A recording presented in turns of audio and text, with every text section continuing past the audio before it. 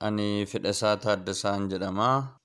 Har'aa waan tokko haasa'uuf hin dhufee innis waa'ee qubeessoo afaan Oromootiin walqabatee rakkoo jiru kana furuun akkamitti danda'ama yaada jedhu wal jijjiirra jedheeni.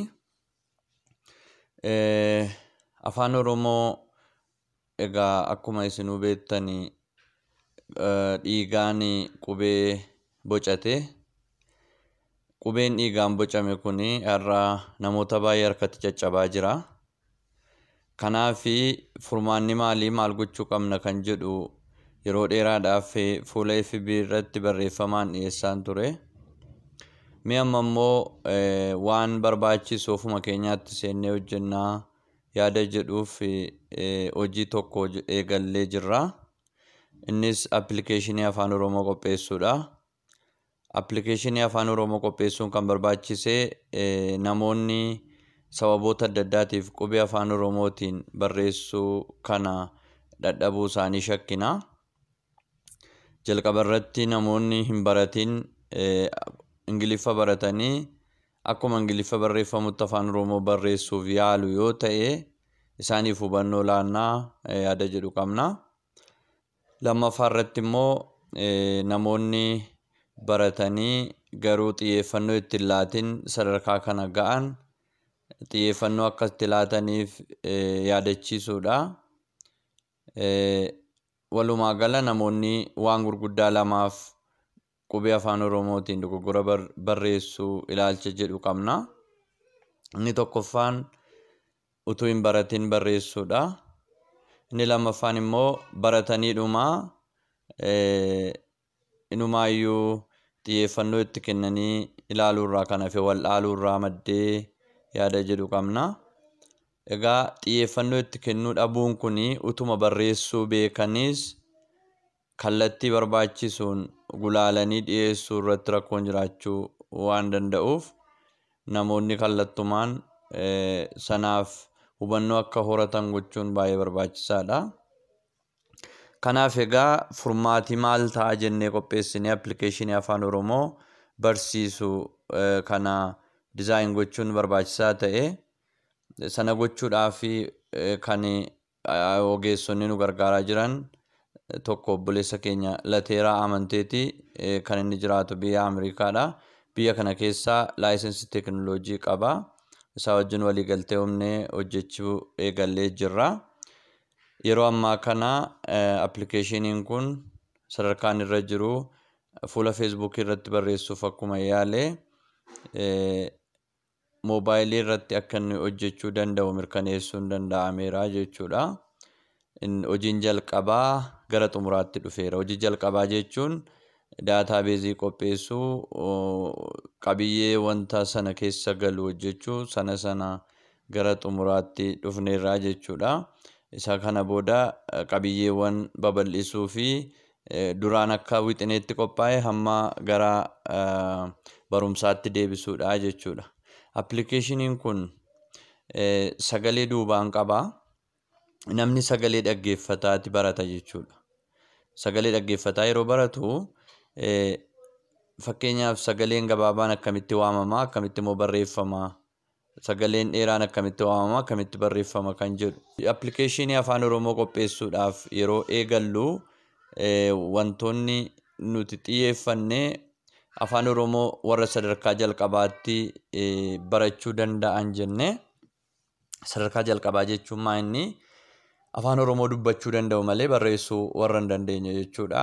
Isaan hubannoo qabu qubee irratti maal irratti qubeen afaan Oromoo akka jiru beeku, aabaa caadaa lakkaa'uu danda'u, garuu ittiin barreessuu irratti hubannoo guutuu hin qabanii isaan kana warra sadarkaa jalqabaa jenne. Ilaa wanti hubatamuu qabu appilikeeshiniin afaan Oromoo barsiisuu amma jenne kun warra afaan Oromoo akka afaan jalqabaatti dubbatan, akka afaan dhalootaatti dubbatanii fi inumaa Oromoo warra ta'aniif kan qophaa'edha. Sababni isaa addunyaa irratti sabni afaan isaatiif xiyyeeffannoo hin laanne dogoggora qubeessuu amma yoonaatti jira jennee yaannu arginees hin beennu kan jiru Oromoo keessatti jechuudha. Rakkoon kun kan madde tarii namoonni afaan Oromoo baratan yookaan saba Oromoo hin taane garuu afaanicha baratanii afaan kana balleessuuf hojjechaa jiru shakkii jedhus hin qabna. Haa ta'uutii garuu dogoggora kana uummata kana keessaa haquun barbaachisaadha. Afaan Oromoo akka dubbatamutti waan barreeffamuu fi barachuudhaaf barreessuudhaaf baay'ee nama rakkisu jechuudha. Xiyyeeffannoo itti laachuun garuu barbaachisaadha. Kanaaf namni tokko egaa sadarkaa jalqabaa baratee fixa. Sadarkaan jalqabaa sagalee afaan Oromootii kaasee ijaarsa sagalee, ijaarsa jechootaa, gaaleewwan, ijaarsa ciroo fi himoota afaan Oromoo guutummaatti of keessatti qabata. Isa booda namni kun maal barataa? Himoota gaggabaaboo akkamitti barreessuu akka danda'u, jechoota akkamitti filachuu akka danda'u barataa jechuudha. Sadarkaa kana yeroo xumuru gara sadarkaa itti aanutti darbuudhaaf qormaatatu kennamaa fi qormaata sana dhibbantaa meeqaan darbuunsaa hin kaa'ama. Isa erga darbee booda gara sadarkaa itti aanutti ce'a jechuudha. Sadarkaa itti aanutti yeroo ce'u sadarkaa itti aanu keessatti sadarkaa ga'umsaa jennee wantoota barataman kanneen duraan kaafne sana irra deebinee yaadachiifna. Keessumaa waa'ee dheeraa gabaabaa, laafaa jabaa, irra butaa hudhaa, waan akka qubguddeessaa, sirna tuqaalee kana xiyyeeffannoo akka itti laatan irra deebiidhaan yaadachiifneetu qormaata adda addaa laanna. Jechoota walxaxoo ta'an barreessuu danda'u isaanii ilaallaa. Isa barreeffame keessaa sirrii filachuu danda'u isaanii ilaallaa.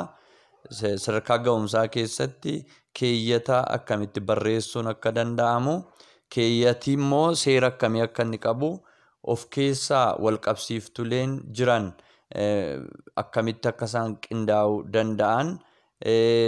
Inumaayyuu afaan Oromoo keessatti yeroo keeyyata barreessinu keeyyata bal'aa barreessu moo yaada bal'aa tokko keeyyata gabaabaa keessatti xumuruu dandeenya yaada jedhu achi keessatti miicamanii ba'uu jechuudha. Sadarkaa kanarratti xiyyeeffannoon guddaan ga'umsa argachuudha. Achi hin darbinaa sadarkaan kun yeroo xumuramu sadarkaa kanatti qormaata kennama. Qormaanni kennamee gara sadarkaa olaanuutti darbuu jechuudha. Egaa asirratti wanti hubachuu qabdanii sadarkaa hunda keessatti waraqaan ragaa kennamaaf. Sadarkaa olaanuu kan jennu maali? Namni tokko afaan Oromoo dhimmoota adda addaatiif fayyadamuu danda'a. Sadarkaa miidiyaatti itti fayyadamuu danda'a. Sadarkaa barruulee qopheessuutti itti fayyadamuu danda'a. Sadarkaa jijjiirraa afaanitti itti fayyadamuu danda'a. Sadarkaa qorannootti itti fayyadamuu danda'a. Kanammoo akkamitti barreessinaa?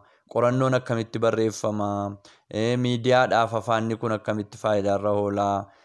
Dhimmoota akkasii sadarkaa olaanaa keessatti kan agarsiifnu ta'a jechuudha. Kanaaf afaan Oromoo sadarkaa 3 keessatti baratama. Sadarkaan tokkoffaan sadarkaa ka'umsaati. Namni afaan Oromoo dubbachuu danda'u garuu qubee isaa beekee barreessuudhaaf dogoggora adda addaa uumuu namni akkasii akka inni of barsiisu gochuudha jechuudha. Sadarkaan lammaffaan sadarkaa ga'umsaati. Afaan Oromoo namni tokko dubbisee barreessee sadarkaa ga'umsaarraa akka inni ga'u kana haala mijeessuu keessumaa dogoggorri qubee jedhamu sadarkaa lammaffaa warra seenan keessatti mul'atu. Sadaffaa irratti sadarkaa olaanaadha. Sadarkaan olaanaa inumaayyuu bakka itti afaan Oromoo dhimma addaaf fayyadamnu jechuudha. Qorannoo ittiin hojjenna, barruulee adda addaa ittiin qopheessina, miidiyaalee adda addaa irratti afaan Oromoo bareedee uummata bira ga'uu ittiin kan lafa keenyu ta'a jechuudha. Egaa appilikeeshiniin kun akkamitti hojjeta? Appilikeeshiniin kun walumaa gala Androidii warra ta'anii fi Appilii irratti ni hojjeta. Kana lamman irratti yeroo hojjetu biyya Itoophiyaa keessattis biyyoota alaattis iddoo adda addaa irratti hojjechuu danda'a jechuudha. Googilii irraa gadi buufatee namni tokko itti fayyadama. Haa ta'u malee intarneetiidhaan hidhata qaba. Gaaffii gaafatamu hammam akka deebise hin gabaasa jechuudha. Kallattiidhaan gara sadarkaa itti aanutti darbuu fi adimiiniin yookaan serveriin application kana namni sun maal gochaa akka jiru sadarkaa akkamiirraa akka inni ga'ee to'achuu amma danda'utti kan gargaarudha jechuudha.